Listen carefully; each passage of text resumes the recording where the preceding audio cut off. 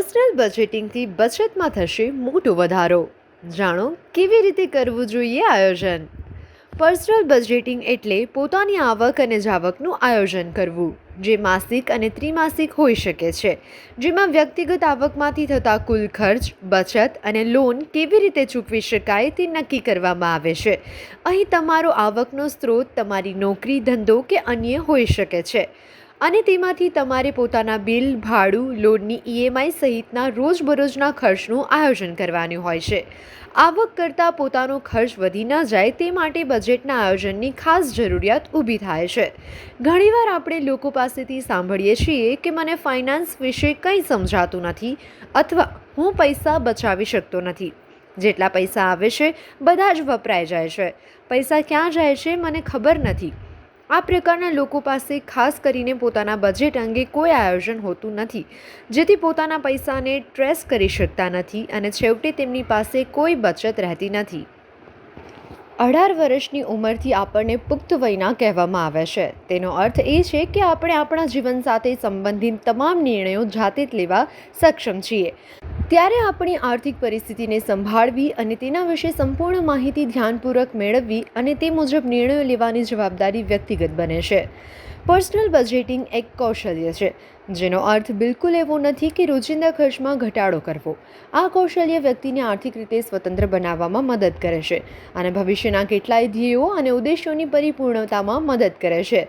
આ આયોજન ખાસ કરીને ઇમરજન્સી અને મુશ્કેલીના સમયે ખૂબ જ મદદરૂપ બને છે.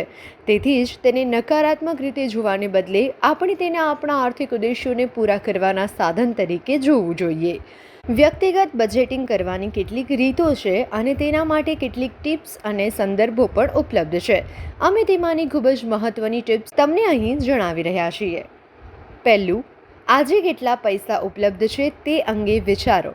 It's never too late. તમે ઉંમરના કોઈ પણ તબક્કે વ્યક્તિગત બજેટિંગની શરૂઆત કરી શકો છો. તમે એવું ક્યારેય ન વિચારો કે સમય પસાર થઈ ગયો છે. બજેટ શરૂ કરતી વખતે તમારી પાસે કેટલીક બચત પડી છે તે અંગે જુઓ. તમારે પોતાના બચત અને બચત ખાતાનું એક ટેબલ બનાવો. તેને ઉપલબ્ધ કુલ રોકાણમાં સામેલ કરો. તેમાં ઉપલબ્ધ કુલ રકમ, તેના પર મળતું વ્યાજ અને થયેલા ખર્ચા સાથે મેચ કરો. આ સાથે તમે ભવિષ્યમાં તમારા માટે ક્યારે અને કેટલી રકમ ઉપલબ્ધ થઈ શકે છે તે અંગે જાણો. બીજું, વ્યક્તિગત માસિક આવક નક્કી કરવી. નોકરી કરતા લોકો તેમની માસિક આવક વિશે જાણે છે, એટલા માટે તેમના માટે વ્યક્તિગત બજેટ કરવું મુશ્કેલ નથી. પરંતુ બિઝનેસ કે પ્રોફેશનલ લોકોની માસિક આવક ક્યારેક ઓછી અને ક્યારેક વધુ હોય છે. આ સાથે જ ફોટોગ્રાફર, ડાન્સર, પત્રકાર, અભિનેતા જેવા ફ્રીલાન્સર્સની માસિક આવક પણ દર મહિને સરખી હોતી નથી. આવા સમયે છેલ્લા 6 મહિનાની આવકની સરેરાશ લેવી જોઈએ અને તેને સ્વીકાર્ય ગણવી જોઈએ.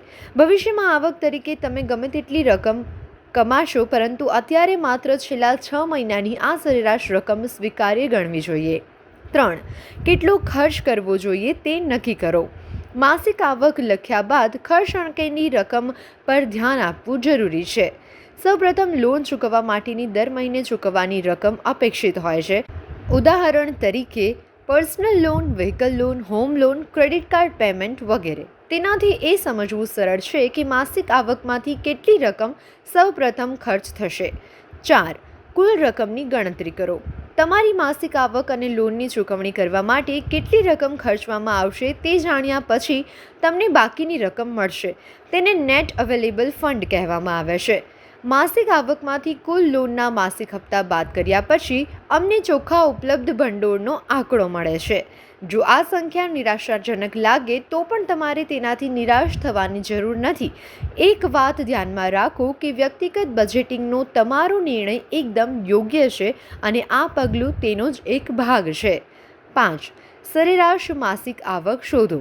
આ પહેલા 4 તબક્કાઓ પાર કર્યા પછી હવે તમારી માસિક આવકના સાચા આંકડામાંથી તમારે માસિક ખર્ચ કરવાનો છે, જેમ કે ઘરનો ખર્ચ, વીજળીનું બિલ, ફોન, ઇન્ટરનેટનું બિલ, પરિવહન ખર્ચ, મનોરંજન, હોટલમાં ખાવાનું, મૂવી જોવાનું કે વેકેશનમાં જવાનું, અમુક ફેમિલી ફંક્શન્સ અને તેમના માટે ગિફ્ટ ખરીદવી વગેરે, અને તેની સાથે બીમારીમાં થયેલ ખર્ચ વગેરે વગેરે. તેમાં ઘરનો ખર્ચ, બિલ, ટ્રાન્સપોર્ટ, પેટ્રોલ, આ ખર્ચો એકદમ શાશ્વત અને નિશ્ચિત હોય છે.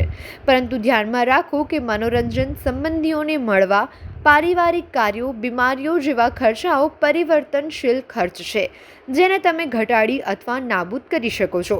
સૌથી મહત્વની વાત એ છે કે આ તમામ ખર્ચમાં જ્યાં જરૂર નથી તેવો ખર્ચ ઘટાડી અથવા પોસ્ટપોન કરીને તમારે અમુક ચોક્કસ રકમ બચાવવાની છે, જેને તમારે અવગણવાની નથી. લોન ચૂકવ્યા પછી બચત કરવી એ સૌથી અગત્યની બાબત છે. 6. બેલેન્સ તપાસો. અગાઉ જણાવ્યા મુજબ એકવાર તમે બધી વિગતો મેળવી લો પછી તમને તમારી પાસે રહેલી રકમનો ખ્યાલ આવશે. આ બધી માહિતી ડાયરીમાં કે કોમ્પ્યુટરમાં નોંધી શકાય છે. બાકીની રકમને ધ્યાનમાં રાખીને જો કોઈ બિનજરૂરી ખર્ચ હોય તો તે ટાળી શકાય છે. તેમાં લોનનો હપ્તો બદલી શકાતો નથી, પરંતુ કેટલાક ઘરના ખર્ચાઓ બચાવી શકાય છે અને અન્ય સંભવિત ખર્ચ ઘટાડી શકાય છે.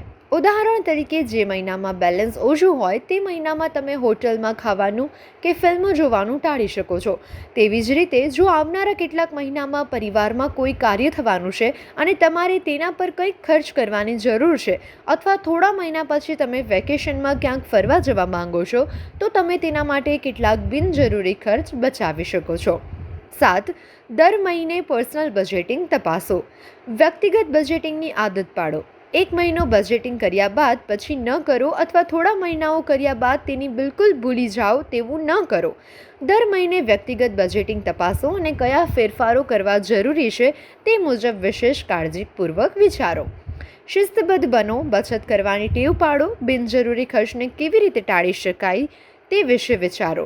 સંભવિત ખર્ચાઓ માટે તૈયાર રહો.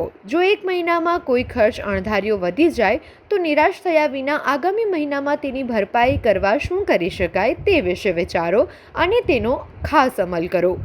જેમ શારીરિક સ્વાસ્થ્ય સારું રાખવું એ એક વ્યક્તિગત જવાબદારી છે, તેવી જ રીતે સારું નાણાકીય સ્વાસ્થ્ય રાખવું એ પણ આપણી વ્યક્તિગત જવાબદારી છે.